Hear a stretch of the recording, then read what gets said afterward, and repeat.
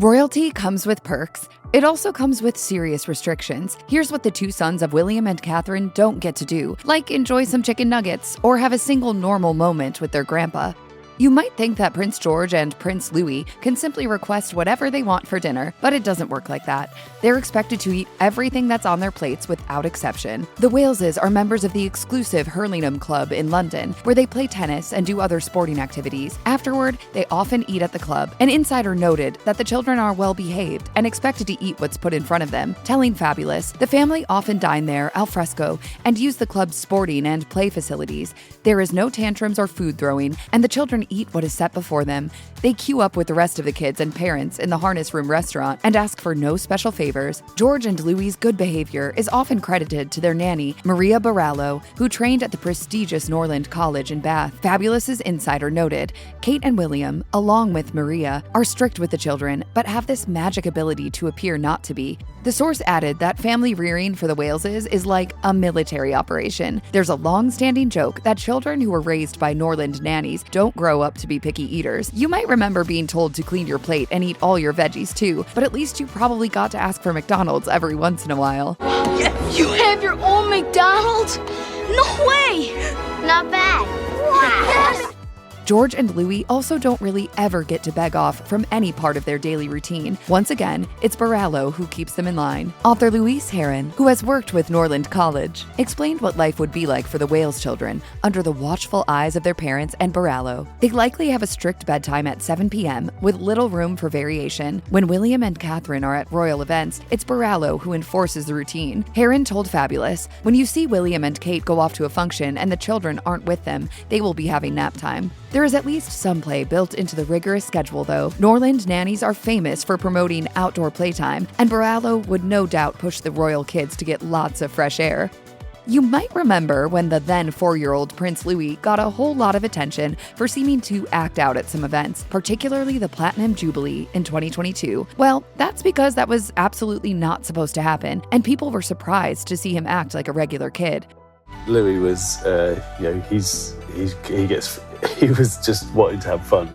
Training for public events began when both Louis and George were very small. Etiquette instructor Micah Meyer told People, etiquette training for the royals starts as soon as they're old enough to sit at a table. They are raised having formal meals, going to formal events, and practicing everything from voice levels to dressing appropriately to even, of course, how to curtsy and bow. From a young age, George and Louis have been tutored and trained in proper behavior for big events. The cameras are always trained on them, after all. Of course, things don't always go according to plan, but Louis has definitely straightened up in the years since his famously rambunctious behavior. Most non-royal kids would never be called upon to bow unless they performed in a play or something, but Prince George and Prince Louis, they have to be masters of it because they have to know the proper way to greet kings and queens. When Queen Elizabeth was alive, George would have been expected to bow to his great-grandmother by the age of 5. Now that the monarchs are King Charles and Queen Camilla, George and Louis are expected to follow the same protocol. Royal historian Marlene Eilers-Koenig told Hello how royal children are expected to master this by a young age, with boys delivering a bow and girls giving a curtsy. She said, certainly by age 5, the only person they will curtsy or bow to is the sovereign. A royal highness does not curtsy to another royal highness. Yes, there are articles that state this, but it is not true. Though most of a visit with their grandparents can be pretty casual, the boys have to bow to the king and queen when they first greet them, and again when they leave.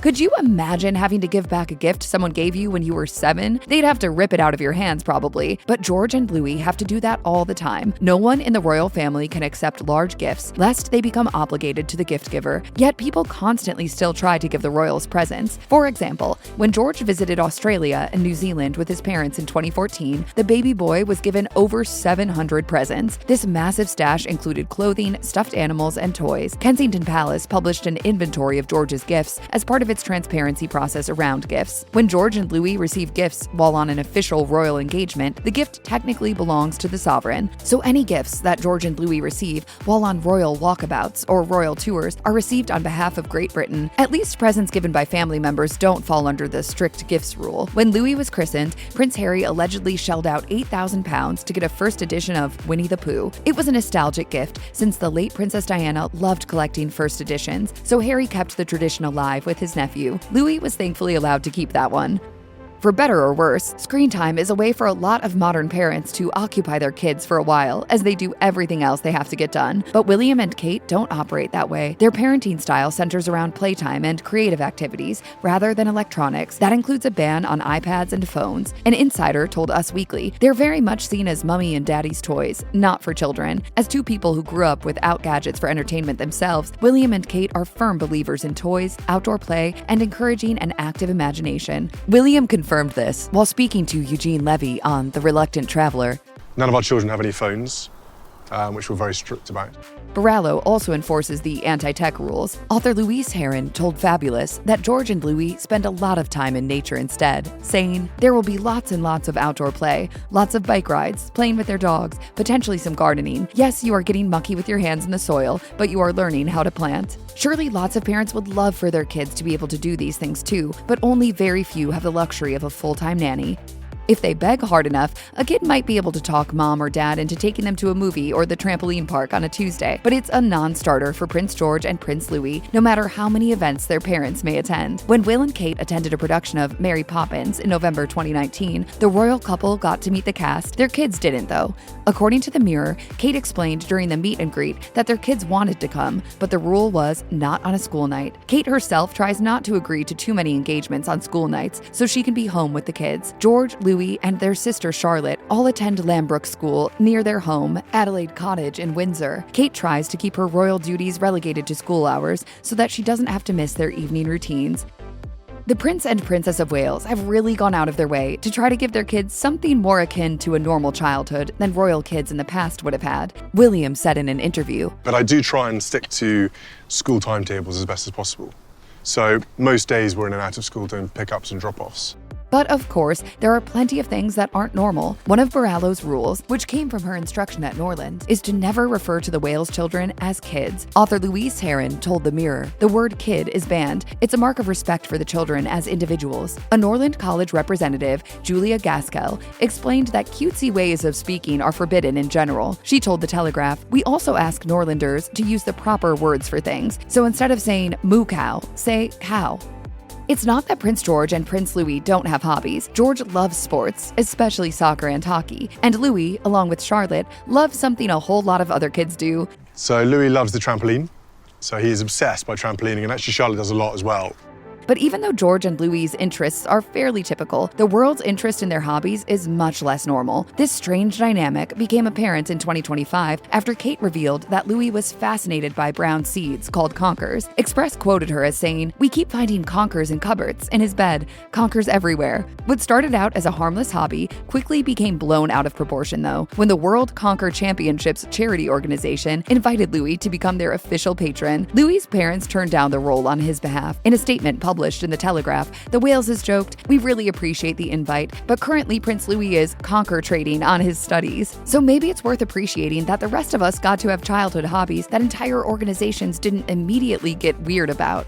Prince Louis has to live the royal life for now, but if he wanted to, he could have a far more normal adulthood. In a relative sense, at least. Normal for someone who is ultra-rich and globally famous. The Daily Beast notes that a source close to Prince William said that Louis and his older sister, Princess Charlotte, could have their titles parked until they reach adulthood. Then they would be given the chance to decide whether they want to be titled working royals or title-free citizens. They could get jobs. A few of their cousins, including Lady Louise Windsor, James, Earl of Wessex, Zara Tindall, and Peter Phillips, don't have the title of prince or princess. It's different for George, though. He's second in line for the throne after his dad. In all likelihood, he will be king one day. Sure, he could decline the crown, but that wouldn't be advisable. Abdication has a history of generating constitutional crises in Great Britain, and so far, it seems George already understands that he will never get to do the things that common people do, like dream about what he will be when he grows up.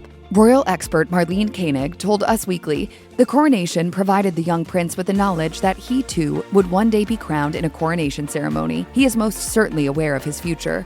According to the Daily Beast, George's teachers have been asked not to mention his titles or treat him any differently from the other children, but they can't control the influence of outside forces on his and his siblings' school experiences. When George started his final year at Lambrook, the public was eager to learn more about his academic future. Rumors began to emerge about the possibility of George following in his father's footsteps at Eton College. Even a seemingly innocuous comment about George's academic interest sparked tabloid chatter. George, my son, is way better at history than I am, and I have to check with him now my dates. Royal expert Danielle Stacey told Hello, "I think it's fascinating that Prince George appears to have such a keen interest in history, particularly given he will one day be heir and then king. Earlier this year, he joined the Prince and Princess of Wales for the Veterans Tea Party, and we know that the young prince asked the veterans about their wartime experiences." While these comments may have been complimentary, they also show that George hasn't been permitted to study in peace. This lack of privacy will surely only worsen in the years to come.